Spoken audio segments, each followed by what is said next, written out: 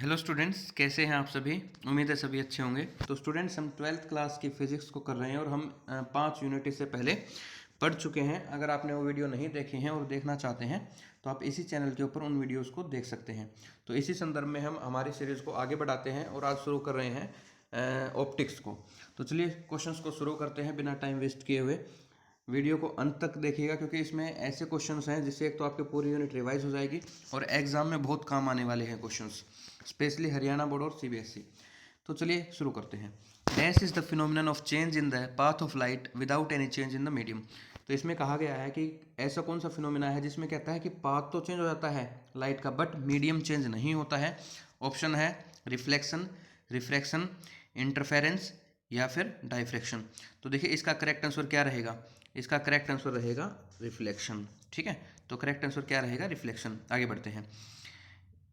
According to laws of reflection, angle of incidence is equal to angle of reflection, और angle of incidence is not equal to angle of reflection, angle of incidence greater than angle of reflection या angle of incidence less than angle of reflection. तो इसका correct answer क्या रहेगा, option A is the correct answer. ठीक है, कि angle of incidence क्या होता है इस लॉ के अकॉर्डिंग, एंगल ऑफ रिफ्लेक्शन के इक्वल रहता है। आगे बढ़ते हैं। इन रिफ्लेक्शन फॉर नॉर्मल इंसिडेंस, कहता है नॉर्मल इंसिडेंस के लिए एंगल ऑफ रिफ्लेक्शन क्या रहेगा। तो देखिए इसमें मान लीजिए ये हमारा मिरर है, ये हमारा इसका नॉर्मल है, एन नॉर्मल से रिप्रेजेंट कर देते हैं हम इसको। ठीक है, उसके बाद कहता है इंसिडेंस भी इसी दिशा में है, इसी डायरेक्शन में है, तो कहता है एंगल ऑफ इंसिडेंस बताना है। तो देखिए जो एंगल ऑफ इंसिडेंस होता है वो हमेशा हम नॉर्मल के साथ लेते हैं। ये मान लीजिए थीटा एंगल है, हमेशा किसके साथ लेते हैं हम, नॉर्मल के साथ। तो यहाँ पर क्वेश्चन में क्या दिया गया है कि इसी दिशा में है ये नॉर्मल इंसिडेंस का मतलब नॉर्मल की डायरेक्शन में ही है, तो एंगल ऑफ इंसिडेंस क्या होगा, जीरो। अगर एंगल ऑफ इंसिडेंस जीरो है तो एंगल ऑफ रिफ्लेक्शन भी क्या होगा, जीरो। तो बी इसका करेक्ट आंसर रहेगा। आगे बढ़ते हैं।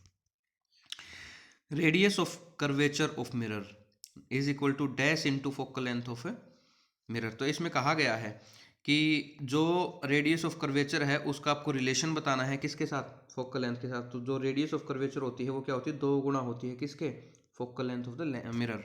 राइट, तो यहाँ पर क्या है कि हमारे पास रेडियस ऑफ कर्वेचर का क्या हो जाएगा, वो 2 गुना होगी। तो बी यहाँ पर करेक्ट आंसर इसका रहेगा। आगे बढ़ते हैं। If object is at infinity from concave mirror then the image will be formed at. Option है centre of curvature, at the pole, at principal focus, between pole and focus. तो देखिए यहाँ पर क्या है कि हमारे पास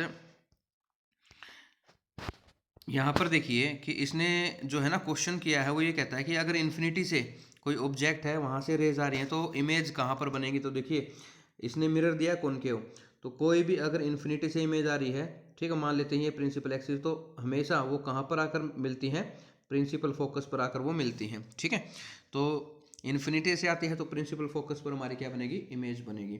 अगर मान लीजिए प्रिंसिपल फोकस पर ऑब्जेक्ट है तो इसका मतलब इमेज का बनेगी वो इन्फिनिटी पर बनेगी, इसका उल्टा है उस केस में। ठीक है, आगे बढ़ते हैं। Image formed in convex mirror is always. देखिए जब हम बात करें कॉन्वेक्स मिरर की तो कहता है उसके अंदर इमेज कैसी बनेगी, प्रतिबिंब कैसा बनेगा, real and inverted, real and erect, virtual and inverted and virtual and erect. तो देखिए इसमें क्या है कि एक बात तो मैं आपको बता देता हूँ, बहुत काम की बात है ये, कि देखिए जब भी हम बात करते हैं रियल के साथ हमेशा इमेज जो बनती है वो इन्वर्टेड बनेगी। इस बात को ध्यान रखिएगा कि रियल के साथ इमेज कैसी बनती है, हमेशा ही इन्वर्टेड बनेगी। वर्चुअल के साथ हमेशा ही इरेक्ट बनेगी। अगर वर्चुअल है तो हमेशा सीधी होगी, अगर वास्तविक है तो हमेशा उल्टी इमेज बनेगी। तो यहाँ पर क्या है, 2 ऑप्शन तो आप रिजेक्ट कर सकते हैं। कौन कौन से, वर्चुअल एंड इन्वर्टेड, यानी ऑप्शन सी रिजेक्ट कर सकते हैं और ऑप्शन बी रिजेक्ट कर सकते हैं। हमारे पास 2 ऑप्शन बचते हैं। तो जो कॉन्वेक्स मिरर होता है उसके अंदर हमेशा इमेज कैसी बनेगी, उसके अंदर हमेशा इमेज वर्चुअल एंड डायरेक्ट बनती है। Option D is the correct answer. आगे बढ़ते हैं। Linear magnification of mirror is given by m is equal to V, m is equal to V upon U, m is equal to minus V upon U and m is equal to V into U. तो इसका correct answer रहेगा सी। ठीक है, तो इससे हम magnification of mirror को represent करते हैं। अगर लेंस की पूछी होती तो माइनस साइन नहीं आता यहाँ पर, बाकी फॉर्मूला यही था। ठीक है, आगे बढ़ते हैं। If the image formed is inverted, मान लीजिए अगर जो प्रतिबिंब बना है वो उल्टा बना है, इमेज उल्टी बनी है, तो मैग्निफिकेशन कैसी होगी, पॉजिटिव होगी या नेगेटिव होगी। देखिए अगर हमारी इमेज उल्टी है तो मैग्निफिकेशन कैसी हो जाएगी, हमारी नेगेटिव हो जाएगी। कैसी हो जाएगी, नेगेटिव हो जाएगी। आगे बढ़ते हैं। Focal length of concave mirror is always, जो कॉनकेव मिरर होती है उसकी फोकल लेंथ क्या होगी। मान लीजिए कॉनकेव मिरर है तो इसमें जो है हमारे पास प्रिंसिपल फोकस इस साइड होता है, तो साइन कन्वेंशन के अकॉर्डिंग अगर लेफ्ट हैंड साइड है तो कैसी होगी, नेगेटिव होगी। कैसी होगी, नेगेटिव होगी। तो एक बात और मैं आपको बता देता हूँ, चाहे कॉनकेव मिरर हो या कॉनकेव लेंस हो, फोकल लेंथ दोनों की ही नेगेटिव होती है। ये बात ध्यान रख लेना, जनरलाइज कर रहा हूँ, ठीक है। और focal length of convex mirror, ठीक है। नेक्स्ट क्वेश्चन मैंने यहाँ पर पुट भी कर दिया है कि focal length of convex mirror is positive. तो या तो कन्वेक्स मिरर हो या कॉन्वेक्स लेंस हो, दोनों ही केसेस में फोकल लेंथ क्या होती है, पॉजिटिव होगी। क्या होगी, पॉजिटिव होगी, ठीक है। उम्मीद है याद रख पाएंगे। आगे बढ़ते हैं। Dash mirror is used as driver mirrors. कौन से मिरर को हम ड्राइवर के मिरर के तौर पे यूज़ करते हैं? जैसे जो बड़ी गाड़ियाँ होती है, ट्रक होते हैं, इनमें कौन सा मिरर होता है? कॉनकेव होता है, कॉन्वेक्स होता है, प्लेन होता है, या फिर नन ऑफ दीज? तो इसमें देखिए कॉन्वेक्स होता है। कौन सा होता है? कॉन्वेक्स होता है, ठीक है। ऐसा क्यों है? देखिए हमने इससे पहले किया था कि जो कॉन्वेक्स है वो हमेशा कैसी इमेज देता है? वर्चुअल एंड डायरेक्ट इमेज देगा। ये मान लीजिए कॉन्वेक्स है तो हमेशा कैसे देगा? एक तो सीधी इमेज देगा, दूसरा छोटी इमेज देता है, ठीक है। तो जिससे क्या होता है, लार्ज एरिया ये कवर कर पाता है, पीछे का जो है बहुत सारा एरिया हमें शीशे के अंदर दिख जाता है, ठीक है। अगर कॉनकेव होता तो यहाँ पर क्या होता कि कॉनकेव में क्या होता है, इमेज उल्टी बनती है। तो मान लीजिए पीछे से कोई गाड़ी आती है तो उसकी इमेज क्या बन जाती है, उल्टी बन जाती। तो उससे जो है दिक्कत होती है ड्राइवर को, इसलिए हम कॉन्वेक्स मिरर का यूज़ करते हैं। आगे बढ़ते हैं। Focal length of a plane mirror, कहता है फोकल लेंथ क्या होगी प्लेन मिरर की। देखिए कोई प्लेन मिरर है उसकी फोकल लेंथ 0 होगी, इन्फिनिटी होगी, both A and B none of this. तो क्या होनी चाहिए, प्लेन मिरर के लिए जो फोकल लेंथ होती है वो ऑलवेज क्या होगी, इन्फिनिटी होगी। क्या होगी, इन्फिनिटी होगी। चाहे क्या हो, प्लेन मिरर हो चाहे ग्लास स्लैब हो, दोनों के केस में फोकल लेंथ क्या होती है, इन्फिनिटी होती है, ठीक है। तो बी इसका करेक्ट आंसर रहेगा। आगे बढ़ते हैं। Size of image affect the nature of image, कहता है क्या साइज ऑफ इमेज जो है वो अफेक्ट करती है नेचर ऑफ इमेज को। ये बात ट्रू है या फॉल्स है? तो ये बात बिल्कुल पूरी तरीके से फॉल्स है। क्या है, फॉल्स है, ठीक है। साइज ऑफ इमेज कभी भी अफेक्ट नहीं करता नेचर ऑफ इमेज को। आगे बढ़ते हैं। Dash is the phenomenon of change in the path of light when it goes from one medium to another medium. यहाँ पर देखिए पाथ भी चेंज हो रहा है और मीडियम भी चेंज हो रहा है, तो उस फिनोमिनन को क्या कहते हैं? उसको हम रिफ्रैक्शन ऑफ लाइट कहते हैं। क्या कहते हैं? Refraction of light. आगे बढ़ते हैं। According to Snell's law of refraction कहता है स्नेल्स लॉ जो है रिफ्रैक्शन का, उसके according sine I is equal to constant, mu upon sine I is equal to constant, mu into sine I is equal to constant and all of this. तो इसका correct answer क्या रहेगा? इसका correct answer रहेगा option C, mu into sine I is always equal to constant. आगे बढ़ते हैं। When light goes from one medium to another dash change. ये बहुत इंपॉर्टेंट क्वेश्चन अभी। कहता है जब लाइट एक मीडियम से दूसरे मीडियम में जाती है क्या चीज़ चेंज होती है? कौन सी फिजिकल क्वांटिटी चेंज होती है? Phase of light, frequency of light, velocity of light and all of this. तो देखिए जब एक मीडियम से दूसरे मीडियम में जाती है ना तो फेज बदलता है ना फ्रीक्वेंसी बदलती है, क्या बदलेगा? Velocity of light. क्या बदलेगा? वेलोसिटी ऑफ लाइट बदल जाती है। आगे बढ़ते हैं।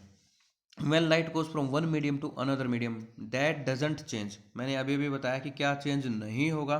तो देखिए फ्रीक्वेंसी चेंज नहीं होती और क्या चेंज नहीं होता, फेज चेंज नहीं होता। तो ऑप्शन के अकॉर्डिंग देखिए यहाँ पर फ्रीक्वेंसी ऑफ लाइट है, वेवलेंथ है, वेलोसिटी है and all of this.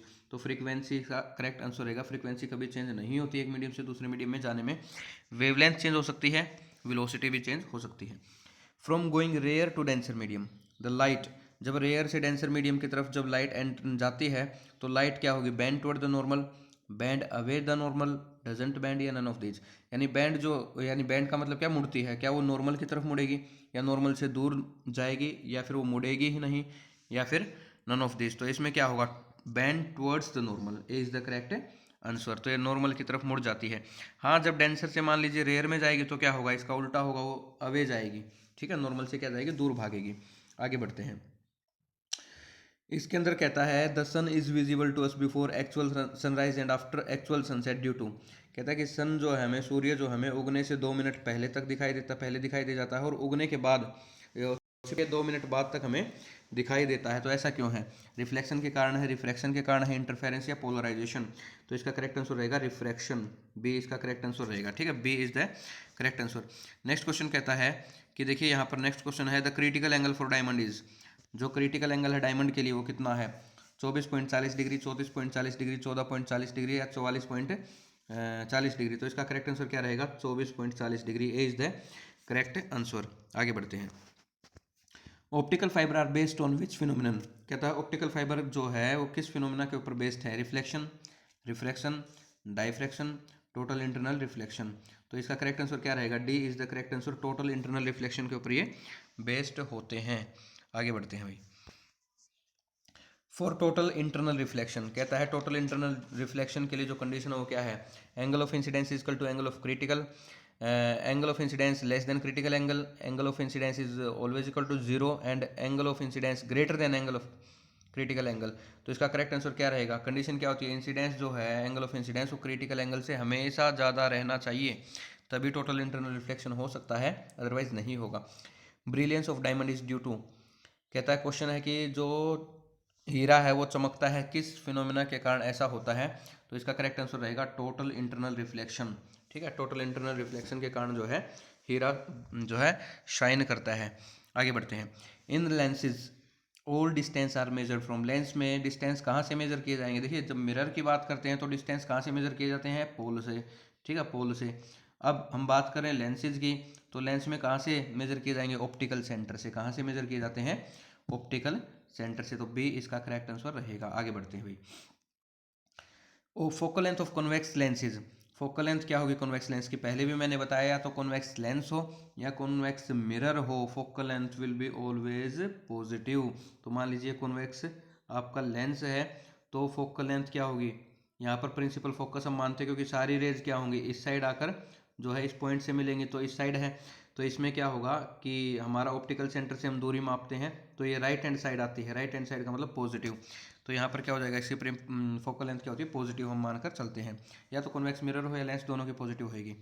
Linear magnification of convex lens, concave lens is always, linear magnification की बात करते हैं किसकी, कॉनकेव लेंस की। तो क्या होगी, पॉजिटिव होगी, नेगेटिव होगी, जीरो होगी या इनफाइनाइट होगी। तो देखिए कॉनकेव लेंस की हम बात करें तो इसकी मैग्निफिकेशन क्या होती है, पॉजिटिव रहती है। क्या रहती है, पॉजिटिव। आगे बढ़ते हैं। Image formed in concave lens is always, कहता है कॉनकेव लेंस के अंदर जो इमेज बनेगी वो हमेशा क्या होगी, वर्चुअल एंड इरेक्टेड बिल्कुल नहीं हो सकती। मैंने बताया था वर्चुअल के साथ हमेशा इरेक्ट होता है। रियल एंड इन्वर्टेड ये ऑप्शन हो सकता है, देखिए आगे है रियल एंड इरेक्ट, ये ऑप्शन नहीं हो सकता क्योंकि रियल के साथ हमेशा इन्वर्टेड है। तो वर्चुअल एंड इरेक्ट, तो यहाँ पर हमारे पास ऑप्शन बचते हैं बी एंड डी। तो हम बात कर रहे हैं किसकी, कॉनकेव लेंस की। तो कॉनकेव लेंस में हमेशा कैसी बनेगी, वर्चुअल एंड इरेक्ट बनेगी। कैसी बनेगी, वर्चुअल एंड इरेक्ट बनेगी। तो D is the correct answer. आगे बढ़ते हैं। Concave lens is also called, concave lens को हम क्या, सॉरी कॉन्वेक्स लेंस है यहाँ पर, माफ कीजिएगा, कहता है convex lens is always also called. तो कॉन्वेक्स लेंस को हम क्या बोलते हैं, कन्वर्जिंग लेंस बोलते हैं। क्या बोलते हैं, कन्वर्जिंग लेंस। ऐसा क्यों है, क्योंकि देखिए यहाँ पर मान लीजिए लेंस है, जितनी भी हमारे पास रेज आती है ये कन्वर्ज कर देता है, एक पॉइंट के ऊपर मिला देता है सभी को, इसलिए इसको क्या बोलते हैं, कन्वर्जिंग लेंस बोलते हैं। Concave lens is also called, concave lens को हम क्या बोलते हैं, डाइवर्जिंग लेंस बोलते हैं। क्या बोलते हैं, डाइवर्जिंग लेंस। ऐसा क्यों, हम मान लीजिए क्या हमारे पास कॉनकेव लेंस है तो ये इसका प्रिंसिपल एक्सिस है, यहाँ से जितनी रेज आएंगी सभी को फैला देगा, क्या कर देगा, फैला देगा, डाइवर्ज कर देगा। ठीक है, तो इसलिए इसको डाइवर्जिंग लेंस बोलते हैं। आगे बढ़ते हैं। ऐसा यूनिट ऑफ पावर इज, कहता पावर कैसा यूनिट क्या है। तो देखिए यहाँ पर पावर, इसमें क्वेश्चन में थोड़ा सा करेक्ट कर लीजिएगा, पावर ऑफ लेंस आप यहाँ पर लिख लीजिएगा। ठीक है, कि ऐसा unit of power of lens, क्योंकि पावर हमारे पास दो रहती हैं। एक तो पावर ऑफ इलेक्ट्रिसिटी के केस में है, वहाँ पर क्या रहती है, ऐसा यूनिट इसकी वोट है ना। अगर लेंस की बात करते हैं तो डायोप्टर, लेंस की बात करेंगे तो डायोप्टर। तो इस क्वेश्चन में थोड़ी सी आप करेक्शन कर लीजिएगा कि पावर ऑफ लेंस कर लीजिएगा यहाँ पर। ठीक है, पावर ऑफ लेंस पूछता है तो डायोप्टर में मेजर करते हैं। Relation between power and focal length of lens, कहता है जो पावर और फोकल लेंथ है लेंस की उसमें रिलेशन क्या होता है, देखिए पावर जो होती है वो फोकल लेंथ की हमेशा क्या होती है, इनवर्सली। तो यानी 1/f इसका रिजल्ट है। और यहाँ पर एक बहुत ही इंपॉर्टेंट मैं बात आपको बता रहा हूँ, फोकल लेंथ हमेशा यहाँ पर मीटर में लेनी है, ये गलती मत कर देना। ठीक है, अगर आपके न्यूमेरिकल आता है फोकल लेंथ सेंटीमीटर में मिलती है तो आप उसको मीटर में चेंज करके फिर उसको जो है सॉल्व कीजिएगा, अदरवाइज गलत हो जाएगा आंसर। आगे बढ़ते हैं। Focal length of plane glass plate is, मैंने बताया था आपको कि या तो प्लेन मिरर हो या प्लेन ग्लास प्लेट हो, फोकल लेंथ क्या रहेगी, always, focal length always infinite रहेगी, इनफाइनाइट रहेगी। ठीक है, तो बी इसका करेक्ट आंसर है। आगे बढ़ते हैं। Power of plane glass plate, अब पावर क्या रहेगी भाई प्लेन ग्लास प्लेट की, देखिए अभी अभी रिलेशन किया है, पावर इजक्वल टू 1/f। तभी हमने कहा कि इसकी तो फोकल लेंथ इनफाइनाइट होती है, तो 1/इनफाइनाइट क्या होगा, जीरो। तो पावर क्या हो जाएगी लेंस की, इस केस में ग्लास प्लेट की, जीरो। ठीक है, तो ए इसका करेक्ट आंसर रहेगा, इसकी जो है पावर क्या होगी, जीरो हो जाएगी। अगला क्वेश्चन देखिए। Critical angle depends upon wavelength of light, कहता है क्रिटिकल जो एंगल है वो डिपेंड करता है वेवलेंथ ऑफ लाइट के ऊपर। ये बात सही है या गलत है? बिल्कुल सही है, क्रिटिकल एंगल डिपेंड करता है वेवलेंथ ऑफ लाइट के ऊपर। अब आप कहेंगे ऐसा क्यों है? ऐसा इसलिए है क्योंकि क्रिटिकल एंगल का रिफ्रैक्टिव इंडेक्स के साथ रिलेशन क्या होता है? 1/sin c। अगर रिफ्रैक्टिव इंडेक्स के साथ रिलेशन है तो रिफ्रैक्टिव इंडेक्स का वेवलेंथ के साथ रिलेशन होता है कि नहीं होता? बिल्कुल होता है। तो इसका मतलब क्रिटिकल एंगल के साथ भी इसका रिलेशन क्या होता है? पाया जाता है। तो इसका मतलब डिपेंड करती है वेवलेंथ के ऊपर critical angle. Relation of angle of deviation with angle of prism. कहता है एंगल ऑफ डेविएशन का एंगल ऑफ प्रिज्म के साथ रिलेशन क्या है? डेल्टा यहाँ पर एंगल ऑफ डेविएशन है, ए एंगल ऑफ प्रिज्म है, तो delta equal to A. Delta equal to mu minus one, mu क्या है? Reflective index. Delta equal to mu minus one into A angle of prism, यानी delta equal to mu minus one upon A. तो इसका correct answer क्या रहेगा? C will be the correct answer. Delta equal to mu minus one into A, right. तो C इसका क्या रहेगा students? Correct answer. आगे बढ़ते हैं। उम्मीद है मज़ा आ रहा होगा इस यूनिट के अंदर आपको, ठीक है। मैं आपको बार बार बोल रहा हूँ कि जो क्वेश्चंस मैं करवा रहा हूँ आपको एमसीक्यू या 1 मार्क्स में तो आएंगे ही आएंगे, इनडायरेक्टली आपको 2 मार्क्स या 3 मार्क्स वाले जो क्वेश्चंस हैं उसके अंदर जो है आपको पूरी तरीके से हेल्प करेंगे, ठीक है। ये पूरी गारंटी के साथ मैं आपको कह रहा हूँ। तो इनको पूरे जितने मैंने 10 यूनिट के क्वेश्चंस बनाए हैं बिल्कुल सीक्वेंस में बनाए हैं, इसको ध्यान से पढ़ना है। आप जब इनको पढ़ोगे तो पूरी यूनिट का रिविजन हो जाएगा, ठीक है। आगे बढ़ते हैं। This is the phenomenon of splitting of beam of white light into its constituent color on passing through prism। कहता है कि उस फिनोमेना को हम क्या कहते हैं? जब हम व्हाइट लाइट को प्रिज्म में से गुजारते हैं और वो स्प्लिट हो जाता है 7 कलर के अंदर, तो उस फिनोमेनन को क्या कहते हैं? Dispersion of light. क्या बोलते हैं भाई? Dispersion of light. कोई प्रिज्म है, इसमें से आप व्हाइट लाइट को क्या करते हैं? पास करते हैं, तो ये क्या होगी? 7 कलर के अंदर क्या हो जाती है? बट जाती है। तो इसको हम क्या बोलते हैं? Dispersion of light. आगे बढ़ते हैं। The angle of deviation is maximum for which colour. बहुत इंपॉर्टेंट क्वेश्चन है। कहता है एंगल ऑफ डेविएशन, कहता है मैक्सिमम किस कलर के लिए रहता है? तो देखिए एंगल ऑफ डेविएशन मैक्सिमम किस कलर के लिए रहेगा? वॉयलेट के लिए। किसके लिए रहेगा? वॉयलेट के लिए। आगे बढ़ते हैं।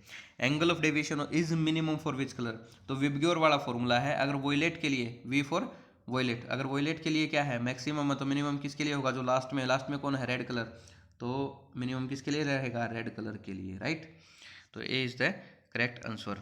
विच वन इज करेक्ट? आपको बताना है कि refractive index of violet equal to refractive index of red equal to zero. क्या ये जीरो होते दोनों के इक्वल? बिल्कुल जीरो नहीं होंगे। उसके बाद refractive index of violet is greater than for red. उसके बाद refractive index of violet is less than in comparison of red. या फिर दोनों का जो है रिफ्रैक्टिव इंडेक्स इनफाइनाइट होता है। तो जीरो और इनफाइनाइट तो नहीं होगा। ऑप्शन बचते हैं बी और सी। तो बी या सी में से एक होगा। तो करेक्ट आंसर क्या है इसका? बी। तो बी इसका करेक्ट आंसर रहेगा, ठीक है। In the dispersed beam which colour is taken as mean colour. जब हम डिस्पर्स्ड बीम की बात करते हैं तो मीन कलर हम किस कलर को सिलेक्ट करते हैं? तो देखिए येलो कलर को हम क्या करते हैं? मीन कलर के तौर पे सिलेक्ट करते हैं, ठीक है। देखिए विबग्योर जो वर्ड है, विबग्योर के अंदर कितने कलर आते हैं? 7 कलर आते हैं। अगर हमें बीच वाला कोई कलर लेना हो तो देखिए हम कौन सा ले सकते हैं? बीच वाला कलर। तो यहाँ पर कहता है कि हम येलो को हम सिलेक्ट करते हैं एज मेन कलर, ठीक है। आगे बढ़ते हैं। The intensity of scattered light is related with amplitude of scattered light. कहता जो इंटेंसिटी स्केटर्ड लाइट की वो एम्पलीट्यूड ऑफ स्केटर्ड लाइट से किस रिलेशन के साथ जो है रिलेटेड है, जुड़ी हुई है। यानी intensity directly proportional to amplitude, intensity inversely proportional to amplitude, intensity directly proportional to square of amplitude, या इन्वर्सली प्रोपोर्शनल है स्क्वायर ऑफ एम्पलीट्यूड के। तो हमेशा क्या होगा? इंटेंसिटी डायरेक्टली प्रोपोर्शनल होती है एम्पलीट्यूड के स्क्वायर के, ठीक है। आगे बढ़ते हैं। The intensity of scattered light is related with wavelength of incident light. यानी जो इंटेंसिटी स्केटर्ड लाइट की, ध्यान रखना स्केटर्ड लाइट की बात करें, कहता है वो वेवलेंथ ऑफ इंसिडेंट लाइट के साथ किस तरीके से जुड़ी हुई, किस रिलेशन के साथ जुड़ी हुई है। तो intensity is directly proportional to wavelength, intensity is inversely proportional to wavelength, intensity is directly proportional to power 4 of wavelength, intensity is inversely proportional to power 4 of wavelength. तो इसका करेक्ट आंसर क्या रहेगा? D is the correct answer. तो यहाँ पर देखिए हमने सी, दो ऑप्शन सी में दे दिए, बाई मिस्टेक ऐसा हुआ, तो इसको डी कर लेना और यही इसका करेक्ट आंसर है। आगे बढ़ते हैं। Blue colour of sky is due to. कहता है जो ब्लू कलर होता है स्काई का वो किस कारण से होता है? रिफ्लेक्शन के कारण से होता है, रिफ्रैक्शन के कारण से होता है, पोलराइजेशन के कारण होता है, स्कैटरिंग के कारण होता है। तो देखिए ये किसने बताया था? डॉक्टर सीवी रमन ने इनके बारे में बताया था, और डॉक्टर सीवी रमन ने स्कैटरिंग के ऊपर खोज की थी, ठीक है, रिसर्च की थी। तो D is the correct answer. Scattering of light के कारण ब्लू कलर हमें दिखाई देता है। आगे बढ़ते हैं। White colour of cloud is due to, जो हमें सफ़ेद कलर दिखता है वही बादलों का, वो किसके कारण है? रिफ्लेक्शन ऑफ लाइट के कारण, रिफ्रैक्शन के कारण, स्कैटरिंग के कारण या पोलराइजेशन के कारण। तो इसका अगेन स्कैटरिंग आंसर रहेगा। तो वाइट कलर जो है क्लाउड का, बादलों का, स्कैटरिंग के कारण ही दिखता है। आगे बढ़ते हैं। In primary rainbow there is, कहता है प्राइमरी जो रेनबो होता है, दो प्रकार के रेनबो होते हैं भाई, एक प्राइमरी एक सेकेंडरी। तो कहता है प्राइमरी के अंदर क्या होता है? ऑप्शन है एक रिफ्रैक्शन, एक टोटल इंटरनल रिफ्लेक्शन। दो रिफ्रैक्शन या दो टोटल इंटरनल रिफ्लेक्शन, दो रिफ्रैक्शन या एक टोटल इंटरनल रिफ्रैक्शन, या फिर कहता है एक रिफ्रैक्शन दो टोटल इंटरनल रिफ्रैक्शन। तो देखिए इसको मैं आपको बनाकर ही दिखा देता हूँ, समझ में आ जाएगा। मान लीजिए ड्रॉप है, तो यहाँ से लाइट एंटर करती है, तो लाइट एंटर करेगी, मीडियम चेंज होगा, तो रिफ्रैक्शन एक तो इस पॉइंट पे रिफ्रैक्शन होगा, यहाँ से जा करके, ठीक है, इस पॉइंट पर आ गई है, ठीक है, तो यहाँ से फिर बाहर जाएगी, तो एक रिफ्रैक्शन यहाँ पे हुआ। तो रिफ्रैक्शन तो दो हो गए, दो तो क्या हो गए? दो हो गए हमारे पास रिफ्रैक्शन। टोटल इंटरनल रिफ्लेक्शन कहाँ हुआ? सिर्फ यहाँ पर हुआ, एक ही हुआ। तो प्राइमरी के अंदर एक ही होता है, क्या होता है? एक ही होता है। तो इसका करेक्ट आंसर क्या रह जाएगा? दो रिफ्रैक्शन, एक टोटल इंटरनल रिफ्लेक्शन, यानी ऑप्शन सी इसका करेक्ट आंसर रहेगा। अब नेक्स्ट क्वेश्चन है भाई, सेकेंडरी रेनबो में क्या होता है? थोड़ा सा डिफरेंस है। सेकेंडरी में क्या होगा? देखिए मान लीजिए आपकी रे यहाँ से आई है, यहाँ गई, एक टोटल इंटरनल रिफ्लेक्शन यहाँ पे हुआ, यहाँ से यहाँ आ गई, एक इंटरनल रिफ्लेक्शन इस पॉइंट पर हुआ, फिर बाहर आ गई। तो देखिए दो तो रिफ्रैक्शन है, चार पॉइंट बन गए, दो तो रिफ्रैक्शन है, दो टोटल इंटरनल रिफ्लेक्शन होंगे। तो इसमें दो और दो, ठीक है, दो रिफ्रैक्शन, दो टोटल इंटरनल रिफ्लेक्शन, तो डी इसका करेक्ट आंसर रहेगा। विच हैज़ लार्जर वेवलेंथ, सबसे ज़्यादा वेवलेंथ किसकी है भाई? लार्ज वेवलेंथ किसकी है? रेड कलर की, वॉयलेट की, येलो की, ब्लू की। तो इजी सा क्वेश्चन है, रेड कलर की वेवलेंथ सबसे ज़्यादा होती है, ठीक है। और अगर रेड कलर की वेवलेंथ ज़्यादा है तो रिफ्रैक्टिव इंडेक्स क्या हो जाएगा? रेड कलर का कम हो जाएगा। जिसकी वेवलेंथ ज़्यादा उसका रिफ्रैक्टिव इंडेक्स कम, क्योंकि इनवर्सली प्रोपोर्शनल होते हैं। आगे बढ़ते हैं। The image is formed at dash of the retina of, sorry answer ही बता दिया वैसे मैंने। The image is formed at dash of the eye, कहता है इमेज कहाँ बनती है? आई के। आई देखिए ये आई हम मान लेते हैं, ये लेंस है, ठीक है, तो इमेज यहाँ बनती है, इसको बोलते हैं रेटिना। क्या बोलते हैं? रेटिना। रेटिना के ऊपर इमेज आपकी बनती है, ठीक है। The list distance for distinct vision for normal eyes, कहता है लिस्ट डिस्टेंस क्या होगा डिस्टिंक्ट विजन का नॉर्मल आई के लिए? तो इसका करेक्ट आंसर क्या है? 25 सेंटीमीटर। सेंटीमीटर पर जोर दीजिएगा, ठीक है, 25 मीटर आपको ऑप्शन में मिल सकता है, बट 25 सेंटीमीटर होता है answer. The defect of eye in which we can see the object lying near to us but the far of object can not be seen distinctly, कहता है उस डिफेक्ट को क्या बोलते हैं हम आके, जिसमें हम पास के ऑब्जेक्ट को देख सकते हैं बट दूर की वस्तुओं को हम नहीं देख सकते, ठीक है। पास की वस्तुओं को देख सकते हैं, दूर की वस्तुओं को नहीं देख सकते। उस डिफेक्ट को क्या नाम दिया गया है? Hypermetropia, presbyopia, myopia, astigmatism. तो इसको करेक्ट आंसर है मायोपिया। हम इसको क्या कहते हैं? मायोपिया कहते हैं, जिसमें पास के जो है हम वस्तुओं को देख सकते हैं, दूर की वस्तुओं को नहीं देख सकते। इसका दूसरा नाम क्या है? नियर साइटनेस, यानी नियर साइटनेस का मतलब पास की वस्तुओं को देख सकते हैं, दूर की वस्तुओं को नहीं देख सकते। आगे बढ़ते हैं। To correct the myopic eye which lens is used, कहता है अगर मायोपिक आई है, जिसको डिफेक्ट कैसा है मायोपिया का, उसके लिए कौन सा लेंस यूज करते हैं? Concave lens. कौन सा लेंस यूज करते हैं? कॉनकेव। बहुत से बच्चे ऐसे हैं भाई जो कॉन्वेक्स और कॉनकेव में उलझे हुए हैं, उनको याद नहीं रहता कि कौन सा कॉनकेव है कौन सा कॉन्वेक्स है। तरीका बता देता हूँ, कॉनकेव मिरर की बात कर लेते हैं। कॉनकेव मिरर क्या होता है? इस तरीके से होता है। तो देखिए इसका फेस कैसा है? गुफा जैसा है। कॉनकेव, केव का मतलब क्या है? गुफा, ठीक है। याद करने का तरीका है जस्ट ये। कॉनकेव का मतलब क्या है? केव का मतलब गुफा, तो ये क्या है? गुफा जैसा होता है, ठीक है, तो इसको हम बोलते हैं कॉनकेव। तो कॉन्वेक्स क्या होगा यहाँ पर? ठीक है, तो कॉन्वेक्स इसका उल्टा है। कॉन्वेक्स अगर कॉनकेव याद कर लिया तो कॉन्वेक्स तो ये है हमारे पास, ठीक है, तो ये कॉन्वेक्स है, ठीक है। तो इस तरीके से याद कर लीजिए। कॉनकेव लेंस की बात करें तो कॉनकेव लेंस में भी ऐसा ही होगा। कॉनकेव लेंस में क्या होगा? ये देखिए गुफा जैसा है, ठीक है, ये इस साइड से क्या है? गुफा जैसा है। तो यहाँ पर क्या हम बोलेंगे? इसको कॉनकेव लेंस बोलेंगे। उम्मीद है शायद अब आपको याद हो ही गया होगा। To correct hypermetropic eye which lens is used, देखिए एक तो होता है मायोपिया, एक हाइपर मेट्रोपिया। तो इसके अंदर उल्टा होता है। हाइपरमेट्रोपिया के अंदर क्या होता है कि दूर की वस्तुएं सही दिखाई देती है, पास की वस्तुएं दिखाई नहीं देती है सही तरीके से। जैसे कुछ लोग ऐसे होते हैं कि जो सिर्फ अखबार पढ़ते हुए हम चश्मा लगाते हैं, इसका मतलब उन्हें पास की चीज़ें दिखाई नहीं दे रही, बट दूर का देखते हुए वो चश्मा नहीं लगाते हैं, तो उनको कौन सा डिफेक्ट है? हाइपरमेट्रोपिया, ठीक है। तो कौन सा लेंस यूज़ करेंगे उसके लिए? कॉन्वेक्स लेंस, ठीक है, कॉन्वेक्स लेंस से वो रिमूव हो सकता है। Defect of eye in which the power of accommodation of eye decrease with age, कहता है उस डिफेक्ट को क्या बोलते हैं जिसमें क्या होता है? आई की जो अकोमोडेशन की पावर है, क्षमता है, वो घटती चली जाती है उम्र के साथ साथ। Myopia, hypermetropia, astigmatism, presbyopia. तो इसमें क्या बोलेंगे? इसको प्रेस बायोपिया। क्या बोलते हैं? प्रेस बायोपिया बोलते हैं इसको, ठीक है, जिसमें पावर ऑफ अकोमोडेशन घटती जाती है। Magnifying power of simple microscope, कहता है सिंपल माइक्रोस्कोप है उसकी मैग्नीफाइंग पावर किस रिलेशन से दी जाती है, तो कहता है m equal to D, D क्या है, least distance of distinct vision है यहाँ पर, f फोकल लेंथ है, m equal to D upon F, m equal to 1 plus D upon F, m equal to 1 minus D upon F. तो इसका correct answer है सी, ठीक है, इसका करेक्ट आंसर क्या रहेगा, सी रहेगा इसका करेक्ट आंसर। आगे बढ़ते हैं। In compound microscope size of objective lens and eyepiece lens are equal, compound microscope की बात कर रहे हैं कि दोनों का साइज इक्वल होता है ऑब्जेक्टिव लेंस और आईपीस का। ऑब्जेक्टिव लेंस बड़ा होता है आईपीस से या आईपीस लेंस बड़ा होता है ऑब्जेक्टिव से। तो तीन ही ऑप्शन दिए हैं मैंने इसमें, ठीक है।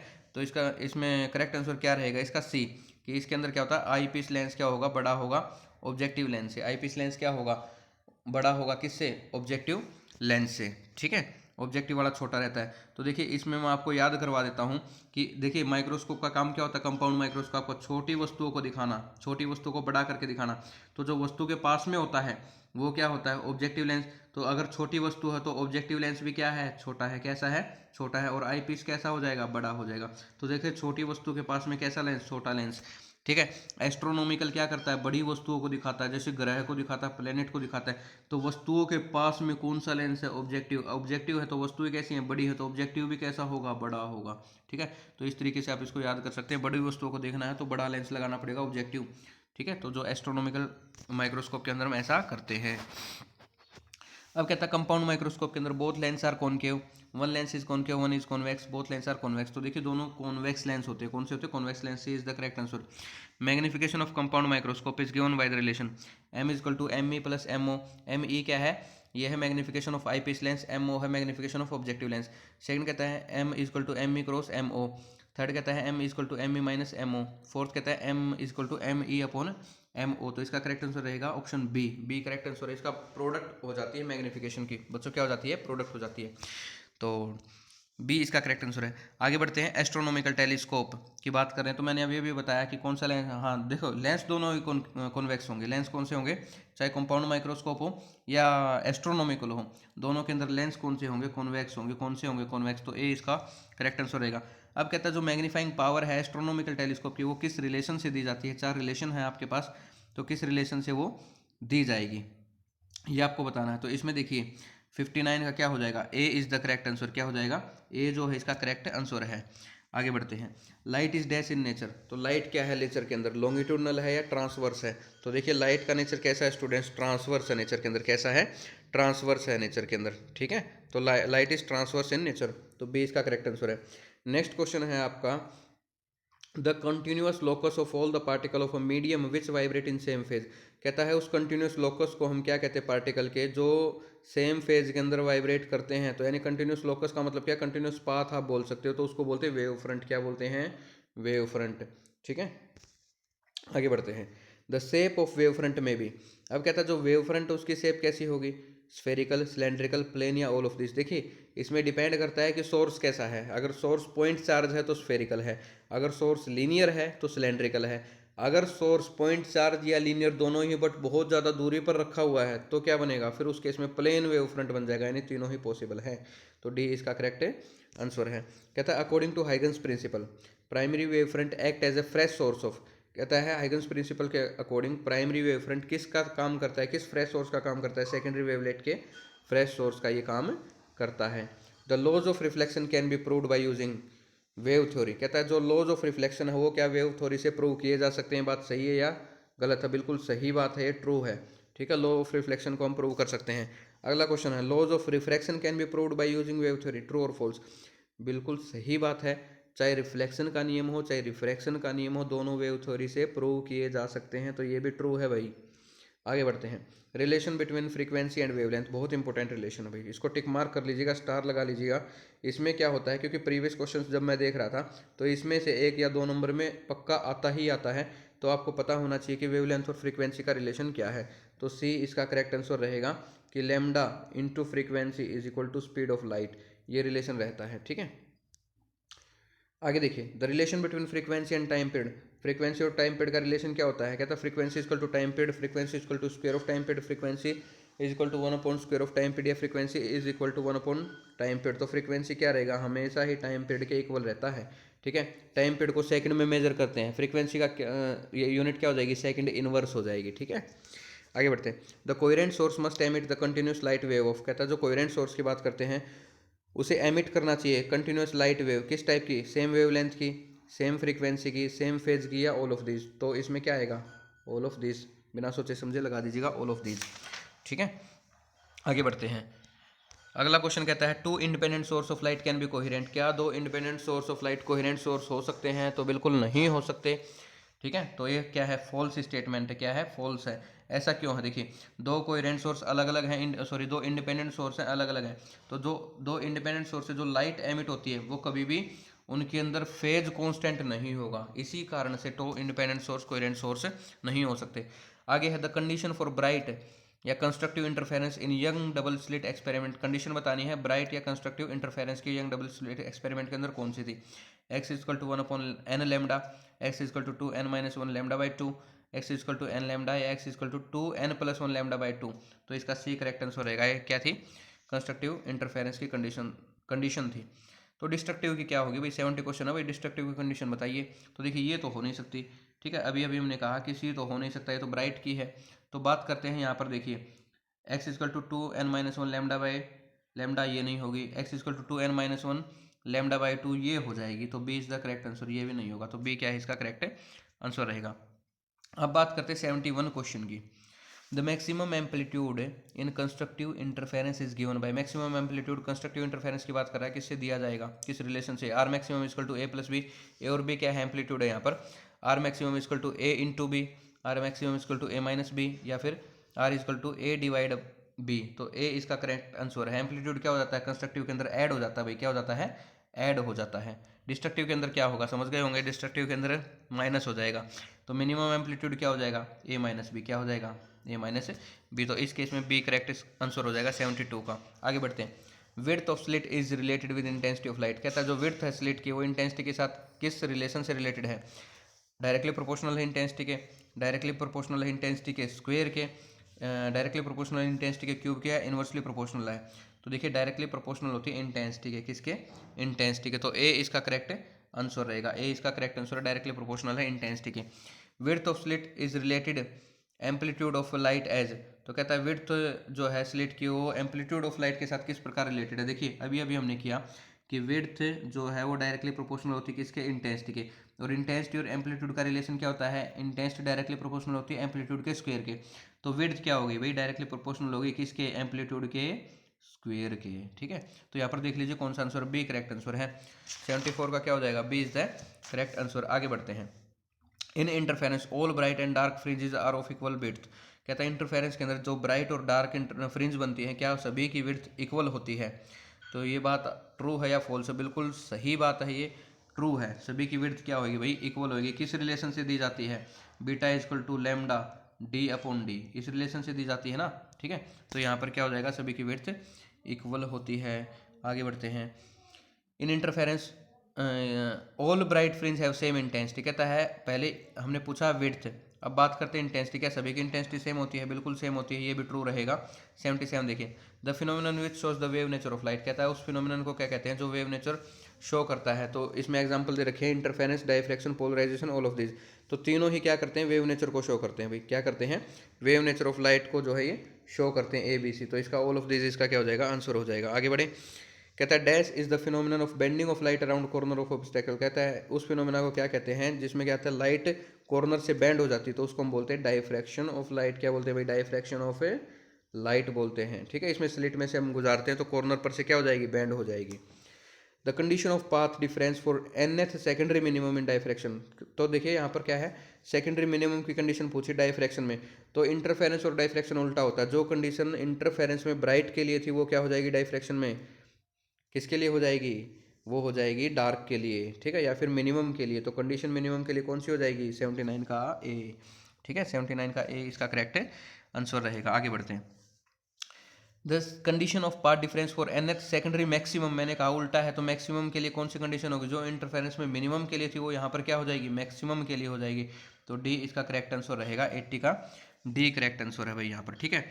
The central fringe is bright in diffraction, true और फॉल्स, जो सेंटर वाली जो क्या होती है फ्रिंज होती है वो ब्राइट होती है डायफ्रैक्शन में, ये बात सही है या गलत है, बिल्कुल सही बात है। दोनों ही केसेस में चाहे इंटरफेरेंस हो चाहे डायफ्रैक्शन, सेंट्रल क्या रहेगी, ब्राइट रहेगी। The intensity of all the fringe are same in diffraction, क्या इंटेंसिटी जो है फ्रिंज की डायफ्रैक्शन के अंदर सेम रहेगी, बिल्कुल सेम नहीं रहती है, ये बात गलत है, फॉल्स है स्टेटमेंट। ऐसा क्यों है? ऐसा इसलिए कि जब आपने ग्राफ बनाया तो ग्राफ में मान लीजिए इंटेंसिटी का जब ग्राफ बनाते हैं तो इंटेंसिटी का ग्राफ कुछ इस टाइप से आता है, वो कंटिन्यू क्या हो जाती है, घटती चली जाती है, और एक टाइम ऐसा आता है वो जीरो हो जाती है। तो सेंट्रल की सबसे ज़्यादा इंटेंसिटी थी, फिर सेकेंडरी जो है आपकी मैक्सिमा की वो कम होती चली जाएगी, फिर धीरे धीरे कम होती चली जाएगी, ठीक है।